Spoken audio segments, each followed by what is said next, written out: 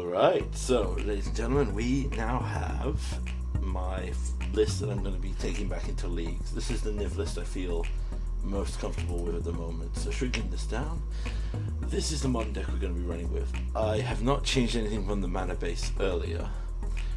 What I've essentially done is hedge our bets way more against control, because control style decks are a bit more prevalent in the meta than I realized.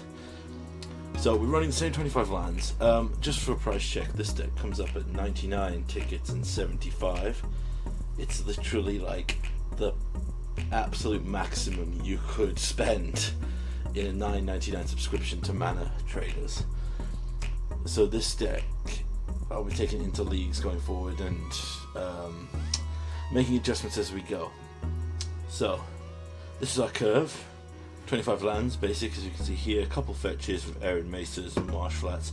We rely heavily on Pirlo the Perrunes. We're also running one of each basic, one of each basic and 2 mountains, 2 forests. I might look into changing these depending on how things go, because basically we want to fetch to find a triome which will cover 3 of our land bases. 2 fetches will get us the mana combinations we need for most of the cards in this deck. We also need it for the Territorial Karvu. So with that in mind, let's go to our color split breakdown. We'll move our Honorary Rakdos card to Rakdos. So we are running in... Right, we're going to move this over here, I think. So we are running Dramatic Rescue and Dovin's Veto as our Azorius cards. Dovin's Veto is a good catch-all in case there's something big and scary we need to counter. Dramatic Rescue I am really impressed with. So I'm going to show a game where I was testing the most recent version of this deck, and one of the things which a lot of people are playing right now is like the Izzet Tempo deck with the Murktide, and bouncing a Murktide after they've exiled their graveyard is brutal, and we do it on a couple of occasions. Full set of Vanishing Verse. I was trying the earlier Kaya's Wrath because I was concerned about Living End, but honestly, it appears that Living End is not as prevalent as I believed it was. So Vanishing Verse is just a better catch-all, because it can basically kill any select low mana creature, remove anything problematic enchantment-wise, or most of the planeswalkers. Not all of them, obviously. Teferi's still our sworn nemesis. Running a Drown in the Loch as a catch-all kill counterspell. A lot of decks are running Delve effects, throwing stuff into their graveyard, or Surveil effects with the Dragon Rage Channelers to try and get as much value as they can out of the graveyard. So this is pretty much always a counterspell or a kill spell. Notion Thief is here as a catch-all against any of those. It's also surprisingly good against the tempo decks. We are running, I believe, one in the sideboard as well. Yes, we still are, so we'll come to that in a bit. Running 2 Prismari commands. Basically, this is removal, ramp, card draw, and destroy artifact. It's so good. It's very expensive at the moment, so we're only running the 2. I would love this to be a full set. Ideally, I think the Kolaghan's commands would become Prismari commands if necessary. Although Kolaghan's is a pretty good... Well, I'll probably go one more. We'll see in time.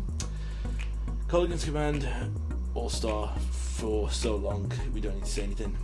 Valky and Tywalt is just pure value off Bring to Light synergies if we don't abruptly draw it, which always seems to happen.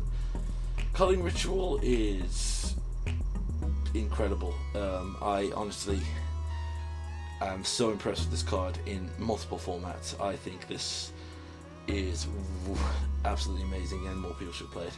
Abrupt Decay as a good... there we go. Abrupt Decay to capture anything aggressive. For example, most of the small things. You can also take out the Narset Planeswalker. 3 mana Teferi, can't be countered, so it's a very solid thing to include. Territorial Karvu, we've talked about this card several times, it's always a good one. We're running our Lightning Helix full playset for Tempo and Aggro. 2 General Fergus. I know I said I think we would go up, but I'll explain in a second. Then we're running our Bring to Light and Niv Mizzet package, as well as a Glittering Wish. The change I've made to Glittering Wish is one of my earlier iterations. I ran the additional 4th Niv in the sideboard, but I've now changed that to a 3rd copy of General Fergus. Furious Rhetoric. I will look up how to say him correctly. So that's in the sideboard to be captured. Now looking at our sideboard, we are running the Jegantha Companion, because even though I forget 90% of the games, it is still very good. It should always be played. We basically have a lot of things in here that hedge our bets against control. So we have some additional stuff. So we have a board wipe if we need it. We have the General to get off a turn 2 Glittering Wish into turn 3 General. Clarion for the super fast aggressive tribal decks that we need to deal with, so Wish into try in Clarion. Rakdos Charm for graveyard hate. Notion Thief for more control hate. Unmoored Ego for combo hate. Then everything else in our sideboard is honestly hedged us against control. So we have Guttural Response. I'm trying it out. I don't know how I feel about it. It's definitely a good sideboard card to just catch. It might be interesting as well to try and catch some of the the draw spells that people play with the Phoenix-y kind of tempo decks. Fracture is also just basically a 2-mana killer planeswalker. That's why we're running it. Instant speed. Additional Dovin's Veto for more control hate. And we're running 4 Voice of Resurgence. So this is a good find with the Glittering Wish if we're in a tough spot. If we don't have a good spread of lands, for example, we can always find another Glittering Wish. So, no, not a Glittering Wish. We can always find a Voice of Resurgence with just 2 bodies for 1. Pretty solid. I mean, it does get completely hosed by the Fatal Push, but we have enough synergies in our deck to at least push some involvement with it. One of the other reasons we're running a full playset in the sideboard is that in the control matchups, I will be taking out Glittering Wish for the Voice of Resurgence. As I've said before, Glittering Wish against control is just too slow. Not only does it broadcast what you're doing, but it can also it essentially gives them free information. So just swapping this for a turn 2 Voice instead of a turn 2 Wish is way solider. That's the deck in a nutshell. So the next thing we'll just play, I'm just going to play a straight up video with just a recording of our match to show off how it's performing, and look forward to seeing this in a league in the weekend.